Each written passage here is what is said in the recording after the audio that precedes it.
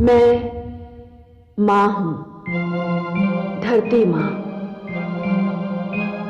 पाप की गठरी भर जाए तो छलकती जरूर है। क्रूरता और निर्ममता अपनी सीमा पार कर जाए तो उसका अंत स्वाभाविक है। रक्तपात का अंत भी रक्तपात ही पर होता है। अहंकारी का अहंकार ही उसे ले डूबता है। सहस्रार्जुन वीर था। उसने जीवन में बहुत अच्छे कार्य भी किए, मगर शक्ति पाकर वो संतुलन नहीं रख सका। यह भी भूल गया कि दत्तात्रेय ने उसे सहस्र बाहुओं का बल क्यों दिया था। फल यह हुआ कि उसके अत्याचार का पलड़ा उसके अच्छे कार्यों के पलड़े से भारी हो गया। उसने ऋषियों को आतंकित करना शुरू किया था। तभी मैं जान गई थी कि उसके पैर अनुचित मार्ग पर पड़ चुके हैं और वो सत्य मार्ग से भटक गया है। उसके बाद वही हुआ जिसके उदाहरण से मानव इतिहास भरा पड़ा है। मुझे अब यह जानने की उत्सुकता है कि परशुराम के अभियान की समाप्ति किस नए अध्याय का आरंभ सिद्ध होगा।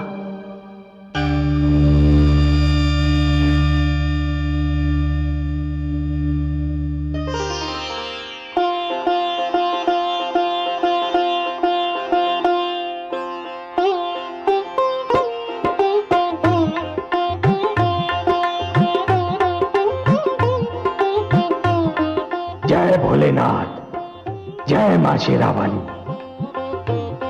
चिरंजीवी भावपुत्र, तुम्हारा अभियान तो संपूर्ण हो गया पुत्र। आभार प्रकट करने के लिए तुम्हें यहां आने की कोई आवश्यकता नहीं थी।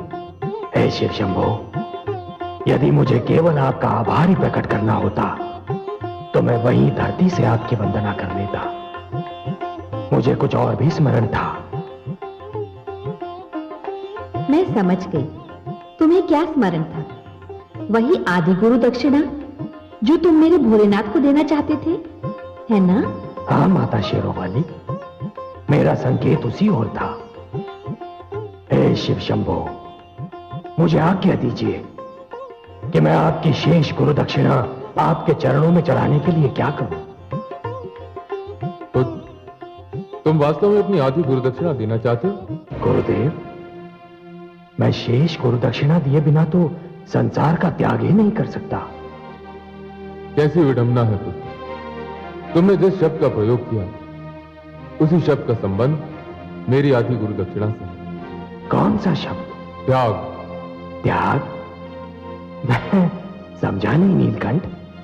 मेरी आधी गुरु दक्षिणा यह है पुत्र कि तुम्हें अपने इस योद्धा रूप का त्याग करना होगा और एक बार फिर आचार्य धर्म का पालन करना होगा। शिक्षक का पुत्र यदि शिक्षक ही रहे तो यही उत्तम है। वंश में कर्म की परंपरा चलती रहे, यही उचित है। हे भोलेनाथ, मैं आपकी आज्ञा के समक्ष शीश नवाता हूं। मैं आपको वचन देता हूं गुरुदेव कि अब से यह परशु मेरे लिए केवल एक कथा मात्र बनकर रह जाएगा। मैं फिर से आचार्य धर्म को धारण करूंगा, गुरुकुल परंपरा पुनः आरंभ करूंगा और आपका दिया हुआ वो पिनाकिन धनुष अब केवल एक ऐतिहासिक शस्त्र के रूप में दिखाई देगा। परंतु हे भोलेनाथ, मैं उस धनुष को रखूं कहां? पुत्र, मेरे दो अन्य भक्त हैं। एक है लंकापति रावण, जिनसे तुम्हारी भेंट हो चुकी है, और दूसरे है राजा जनक, जिनसे तुम्हारा परिचय अभी तक नहीं हुआ। मैं तुम्हें यह अधिकार देता हूं कि इन दोनों में से तुम जिसे चाहो उसे यह धनुष दे सकते हो। जय भोलेनाथ, जय मां शेरावाली।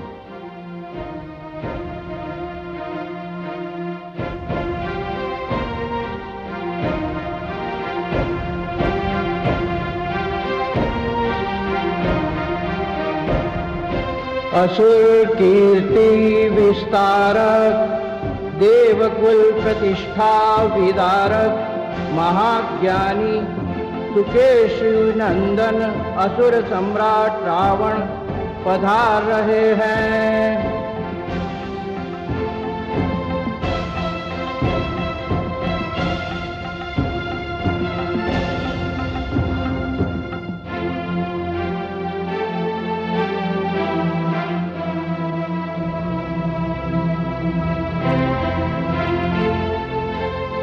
लंकापति आपका ऐश्वर्य एवं वैभव सदा बना रहे।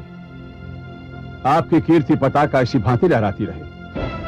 आपके विचारार्थ उस उदंड ऋषि को बंदी बना लिया गया है।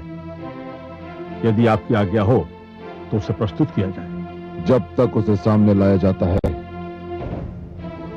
उसके अपराध का वर्णन किया जाए। हे असुर कुलभूषण, लंका में किसी भी आयोजित यज्ञ में आपके नाम की आहुति डाले बिना यज्ञ पूर्ण नहीं हो सकता। और उसने हमारे आदेश का पालन ना करने का दुस्साहस किया है। कौन है ये? सैनिक,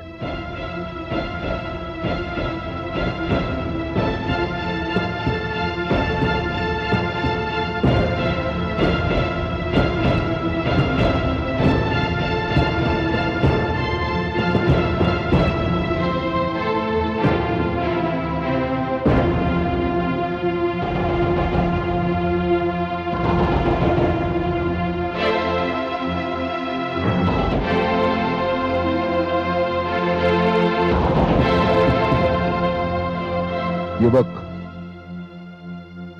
तुम्हें देवताओं के समक्ष हमारी श्रेष्ठता में कोई संदेह है? ऐसा कौन सा विषय है जिसमें मैंने देवताओं को पराजित नहीं किया? परंपरा तथा मेरी संस्कृति मुझे आपके नाम की आहुति यज्ञ में डालने से रोकती है। क्यों? मैं भी संस्कृति के जन्मदाता तथा पालक महान ऋषि पुलस्त्य का पौत्र हूं तथा महान ऋषि विशर्वा का पुत्र रावण हूं।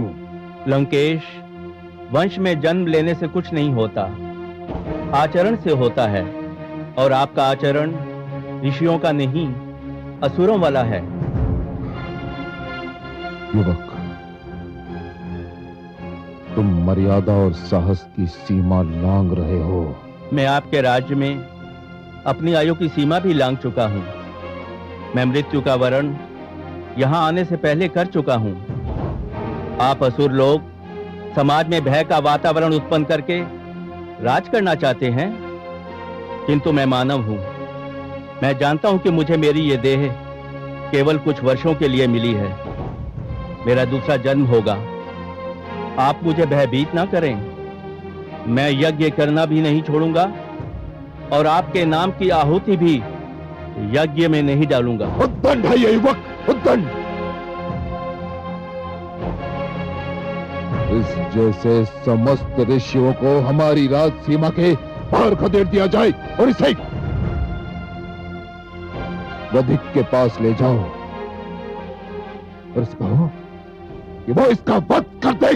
शंभो!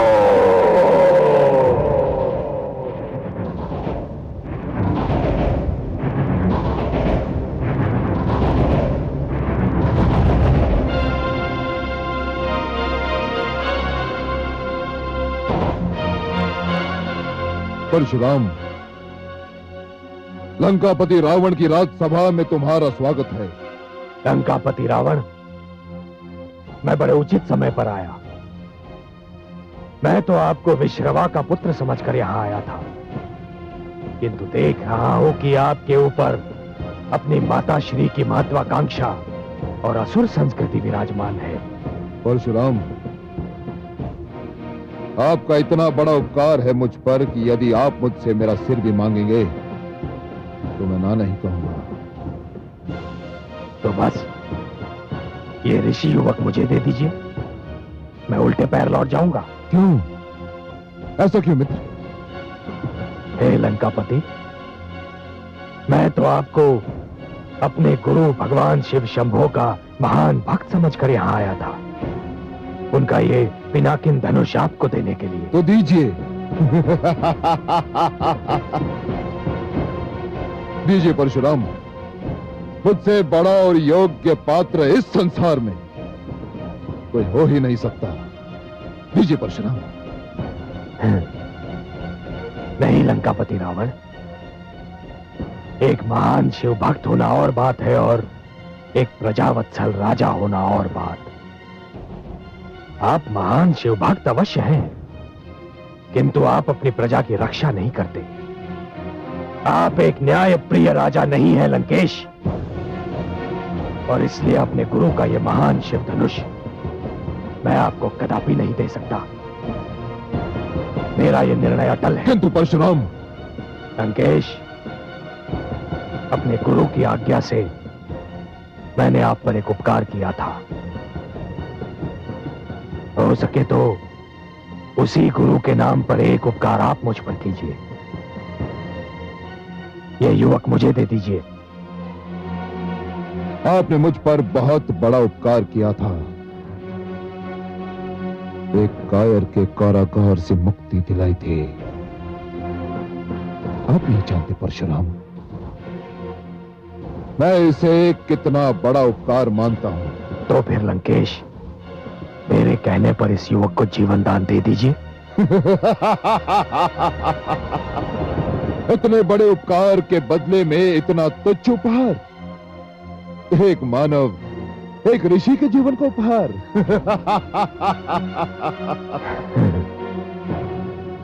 यही तो व्यथा है लंकापति रावण, कि आप ईश्वरीय सत्य को समझ ही नहीं रहे हैं।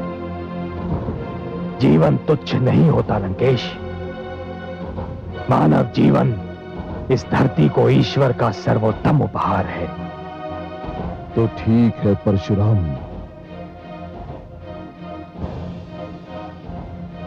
मैं आपकी मांग स्वीकार करता हूं और इसे जीवन दान देता हूं। धन्यवाद लंकेश। अब जाने की अनुमति दीजिए। नहीं परशुराम, मुझे अतिथि सत्कार का कुछ अवसर तो दीजिए।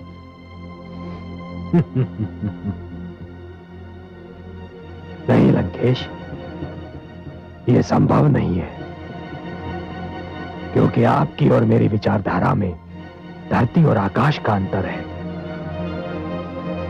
यहां और अधिक ठहरना आपके और मेरे मध्य मतभेदों को जन्म देने के समान है।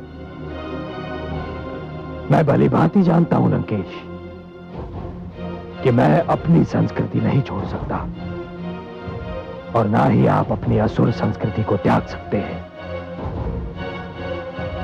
इसलिए अनुमति दे ही दीजिए। चलो युवक।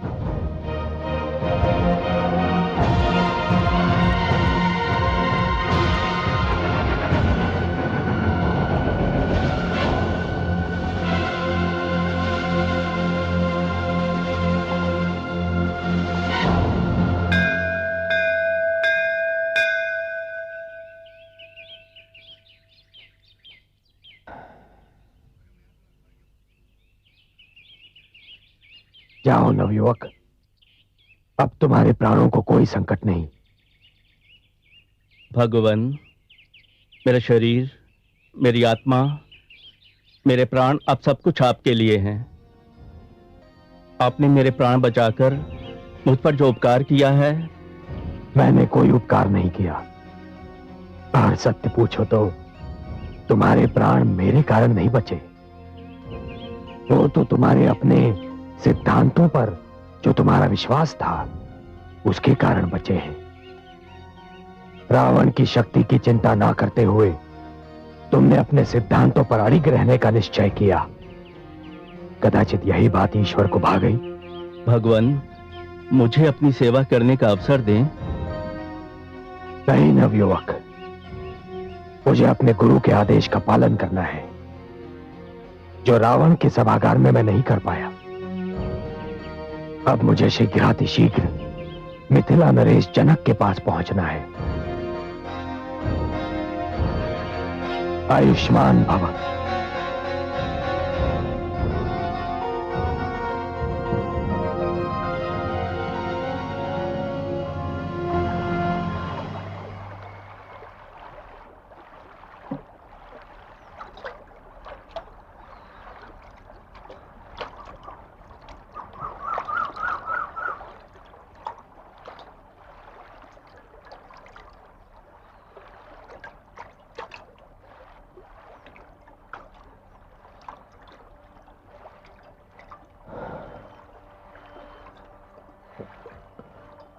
नवयुवक, प्रणाम ऋषिवर।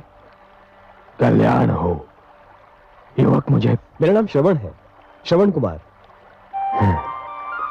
सुंदर है श्रवण, मुझे प्यास लगी है।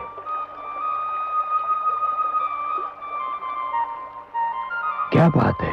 मुनि श्रेष्ठ, आपके वस्त्र तो आपका परिचय देते हैं, परंतु आपके शस्त्रों से आपका परिचय समझ में नहीं आता। तुम मुझे मेरे वस्त्र देखकर मुनि कह रहे हो, परंतु मेरा ये धनुष, मेरा परशु, ये तो मुझे मुनि सिद्ध नहीं करते। उच्च कुल का तो सिद्ध करते हैं। उच्च कुल? मेरा कर्म जाने बिना ही केवल मुझे देखकर ही तुमने मुझे उच्च कुल का सिद्ध कर दिया। आप अवश्य किसी श्रेष्ठ ऋषि की संतान हैं, परंतु मैं एक वैश्य मुनि और छोटी जाति की माता की संतान हूं। श्रवण, तुम्हें अपनी माता को छोटी जाति का कहते हुए लज्जा आनी चाहिए। माता तो माता होती है, जो पूजनीय होती है। व्यक्ति की पहचान उसके कर्म से होती है श्रवण। जन्म से तो सभी शूद्र होते हैं। जन्मना जायते शूद्राः संस्कारात् विजोच्यते। क्षमा करें, मैं तो आपका विचार करके कह रहा था। मेरे हाथों से जल लेकर। श्रवण, वायु हर श्रेणी के व्यक्ति को छू कर आती है, और हर श्रेणी के लोग उसी वायु से अपनी श्वास भर लेते हैं, शीतलता प्राप्त करते हैं। सूर्य की किरणें भी सभी के लिए समान होती हैं श्रवण। मेरा अर्थ समझ रहे हो ना? लाओ, मुझे जल दो, मैं बहुत प्यासा हूं।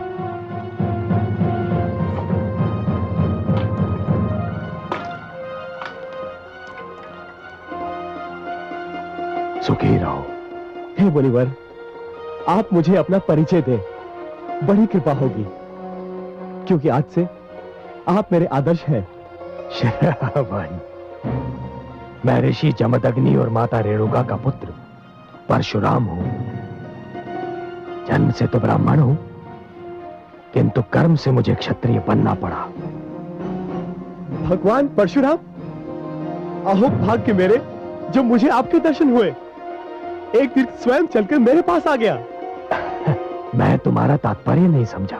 मैं अपने अंधे माता पिता को तीर्थों की यात्रा कराने निकला हूं।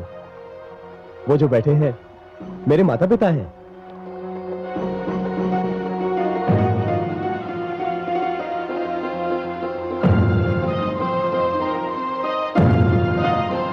परंतु मुझे वहां कोई रथ या अन्य वाहन दिखाई नहीं दे रहा श्रवण, जिसमें मैं बहुत साधारण व्यक्ति हूं। मेरे पास रथ आदि साधन नहीं है, किंतु माता पिता की इच्छा को पूरा करना हर संतान का धर्म भी है एवं कर्तव्य भी। इसलिए इन दोनों को कांधों पर उठाए तीर्थों की यात्रा करने निकला हूं। श्रवण कुमार, तुम धन्य हो, तुम धन्य हो। तुम्हारे दर्शन करने के उपरांत अपने माता पिता का परम भक्त होने का मेरा अहंकार तो चूर चूर हो गया। मुझे अपने चरण स्पर्श कर। नहीं नहीं नहीं नहीं, आप मुझे आपका भागी ना बनाए।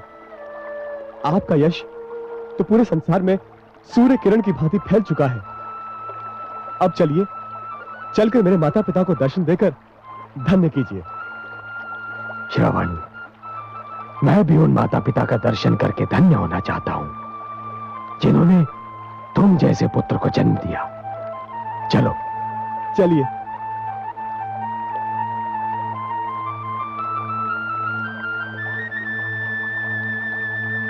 माता पिताश्री, भगवान परशुराम पधारे हैं। हमारे धन्यवाद। हे भगवान परशुराम, हमें अपने चरण छूने दीजिए। नहीं माता, चरण स्पर्श तो मुझे आपके करने चाहिए।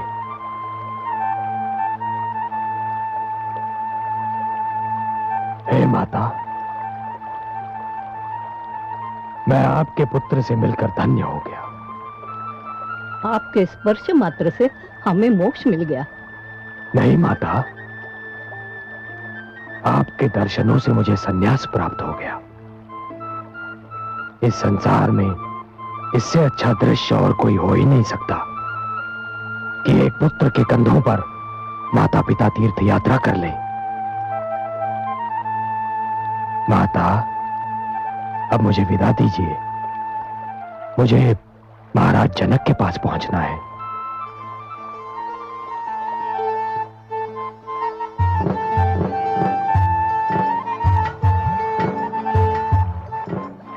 श्रवण,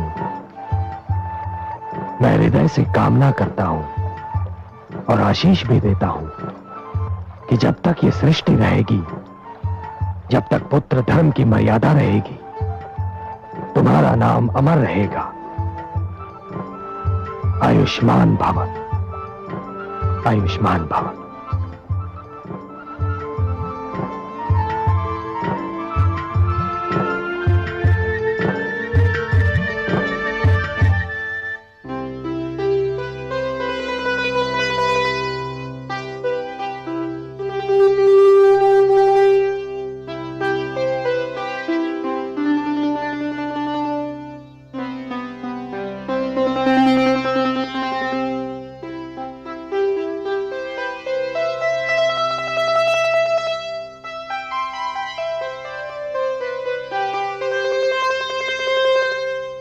महाराज जनक की जय हो। ऋषि जमदग्नि पुत्र श्री परशुराम पधारे हैं। वे आपसे भेंट करना चाहते हैं। भगवान परशुराम, अहो भाग्य, अहो भाग्य। कहां है?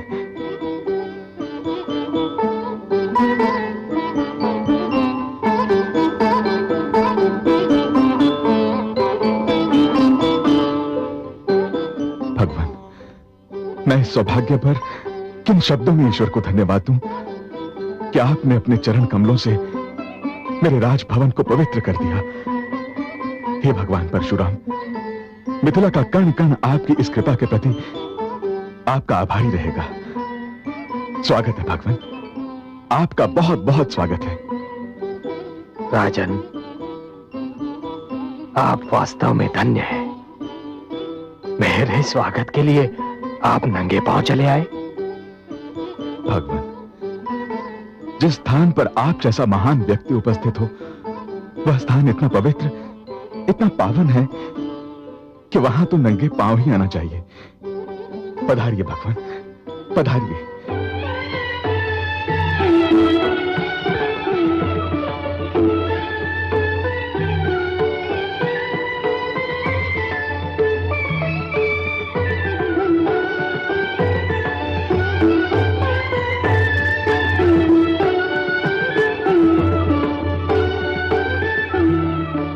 विराजिए भगवान।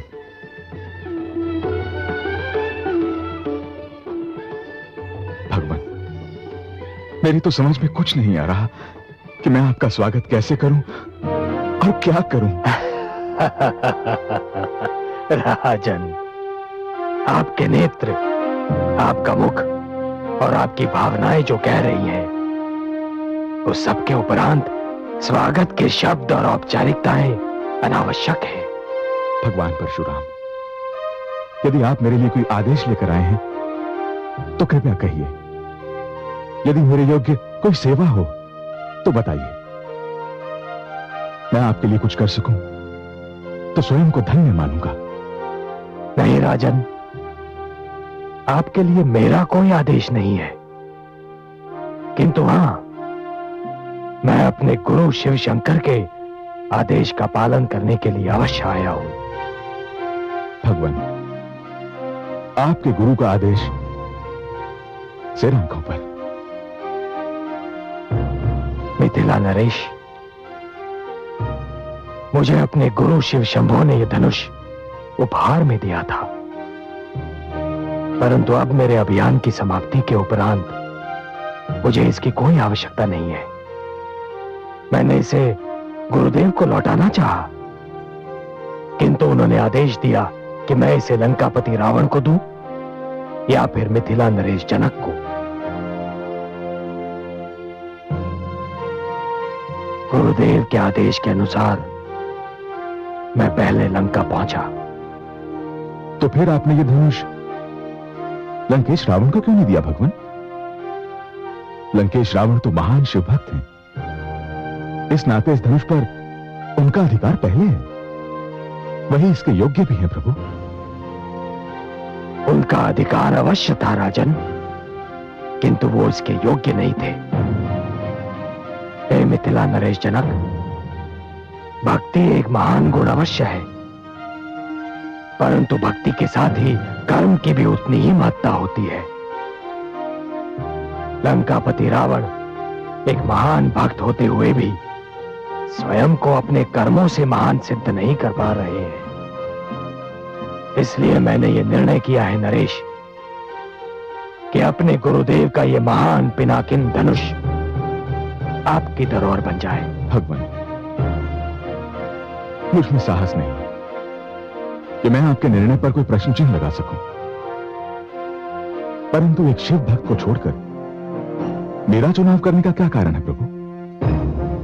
जबकि आप भली भांति जानते हैं। हाँ राजन, मैं जानता हूं कि आप एक विष्णु भक्त हैं, परंतु विश्वास कीजिए राजन, मैंने आपका चुनाव इस कारण नहीं किया है कि मेरे गुरु शिव शंभो ने लंकापति रावण और मिथिला नरेश जनक इन दो ही नामों का सुझाव दिया था और मेरे पास कोई तीसरा विकल्प नहीं था।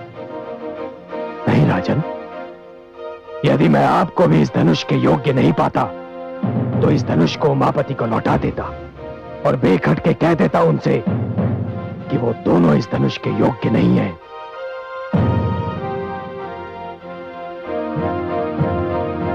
किंतु राजन, आपने ये सिद्ध कर दिया कि आप जनक हैं। जनक, जिसका अर्थ होता है पिता। राजन, मुझे ज्ञात था कि मिथिला की सीमा में प्रवेश करते ही मैं एक ऐसे राज्य में प्रवेश कर रहा हूं जिसका राजा एक विष्णु भक्त है। मुझे आशा भी थी कि इस राज्य में चप्पे चप्पे पर भगवान विष्णु के सुंदर और अनगिनत मंदिर बिखरे होंगे। मेरा विचार ठीक भी था राजन, किंतु राजन, यहां आकर एक सुखद आश्चर्य हुआ कि आपके राज्य में भगवान शिव के भी उतने ही सुंदर मंदिर बिखरे हुए हैं। भगवान, मेरे राज्य में शिव भक्त भी हैं और वैष्णव उनका आदर करते हैं। बस इसी बात ने तो मेरा मन मोह लिया है राजन, इसी बात ने। राजन, मत और धर्म एक निजी विषय है। सबको अपनी इच्छा के अनुसार मत और धर्म मानने का अधिकार है, किंतु महान वही होता है जो दूसरों के विचारों और धर्म का सम्मान करे। आपकी इसी सहिष्णुता ने मुझे अत्यंत प्रभावित किया है राजन, और इसीलिए इस महान शिव धनुष का संरक्षक मैंने आपको चुना है। आपका ये राजभवन किसी मंदिर से कम नहीं है राजन। भगवान, मैं वचन देता हूं कि भगवान शिव के इस धनुष को न केवल पूरे सम्मान के साथ मिथिला में स्थापित करूंगा, वरन अपने प्राणों से भी अधिक इसकी रक्षा करूंगा। भगवान, आप एक लंबी यात्रा से आए हैं, तनिक विश्राम कर लीजिए। मुझे और मेरे परिवार को अपनी सेवा का अवसर दीजिए।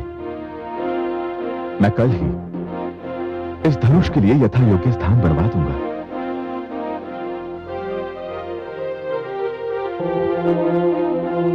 स्वस्ति नन्थामनुचरेम।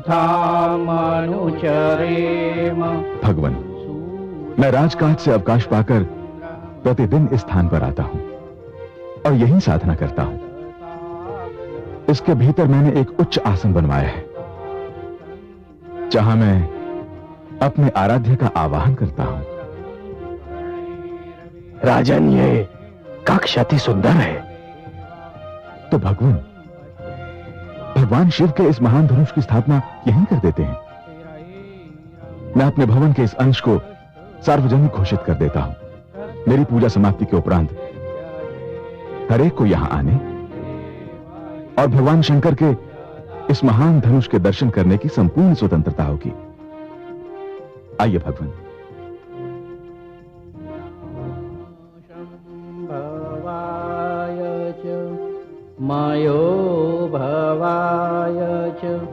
नमः शङ्कराय च मयस्कराय च नमः शिवाय च शिवतराय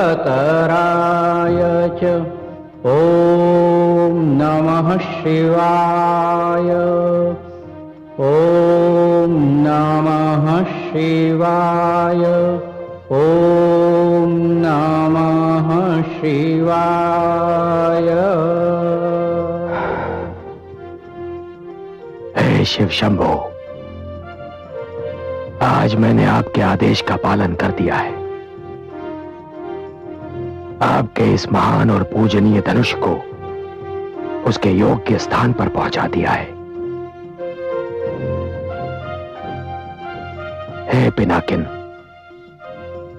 कदाचित ये मेरी तुमसे अंतिम भेंट है। भोलेनाथ के साथ ही मैं तुम्हारा भी आभारी हूं और तुमसे विदा लेता हूं।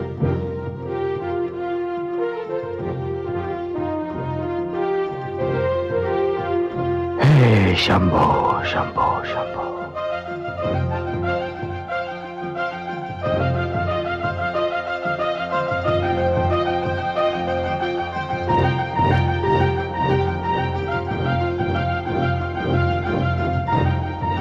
अब जाने की अनुमति दीजिए राजन।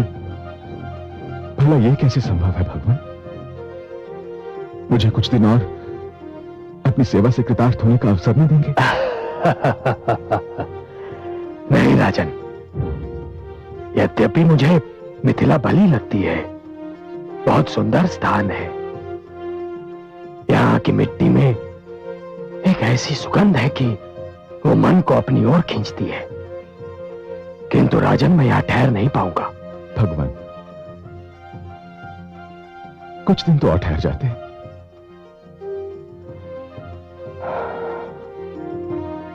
नहीं राजन, राजन मैंने जीवन में इतनी हत्याएं की हैं कि मेरा मन ऊब गया है।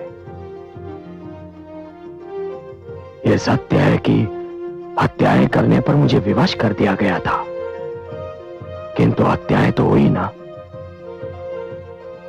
जिनके कारण न केवल मेरे हाथ रक्त से रंगे हैं, वरन मुझे ऐसा लगता है जैसे मेरा समस्त अस्तित्व रक्त सागर में डूब गया है। मेरे मन पर, मेरी आत्मा पर एक बोझ है राजन, एक बोझ है। मैं साधना में डूब जाना चाहता हूं राजन, ऐसी साधना में जिससे मैं न केवल संसार को वरन स्वयं को भी भूल जाऊं। भगवान,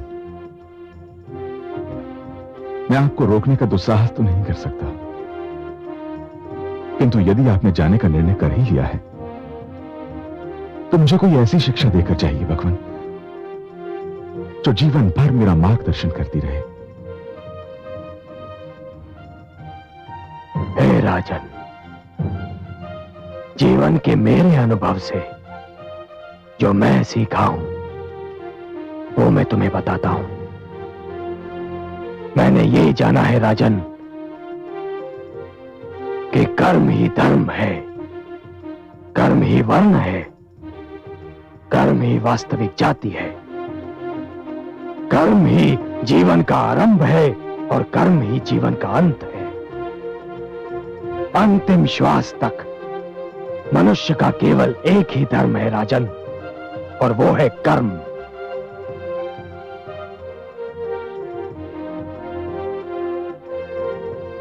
जो मनुष्य इस बात को स्मरण रखेगा राजन, उसी का जीवन सफल होगा।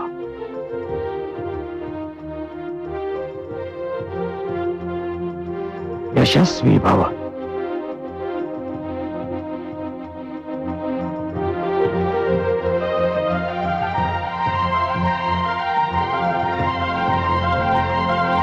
हे कमल नयन, आपकी कृपा से परशुराम का अभियान सफलतापूर्वक समाप्त हो गया। ये अभियान क्या था महादेवी?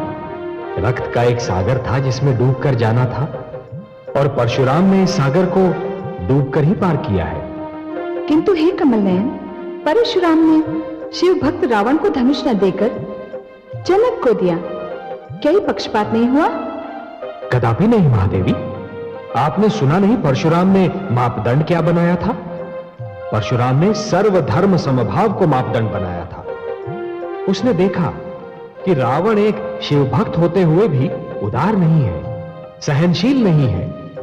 वो दूसरों के मत और विचारों को सहन नहीं करता, जबकि जनक के राज्य में सभी को अपने अपने धर्म और मत के पालन करने की स्वतंत्रता है।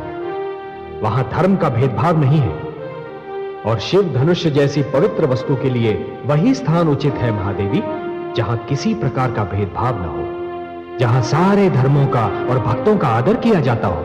आपने सर्वथा सत्य कहा कमल नयन। अपनी आस्था पर चलने का अर्थ दूसरों की आस्था को नकारना नहीं होता। रावण में तनिक भी सहनशीलता नहीं है। वो अपने आगे किसी और को कुछ समझता ही नहीं। विद्वान होकर भी अपने कर्म से असुर है। सत्य है। अपने अपने पथ चले, सबको है अधिकार। मत दूजे पर लादिए अपने जटिल विचार। हिंसा अत्याचार से चले न कोई काम। जग में हुआ घमंड का सदा बुरा परिणाम, सदा बुरा परिणाम। जो सुनेगा ये पुराण पाएगा सुख और ज्ञान, पाएगा सुख और ज्ञान।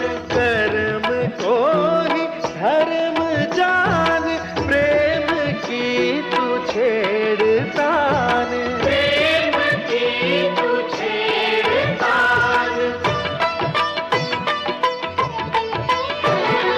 बीते युग बता रहे हैं, बीते युग बता रहे हैं, सत्य पथ पे चल सुझा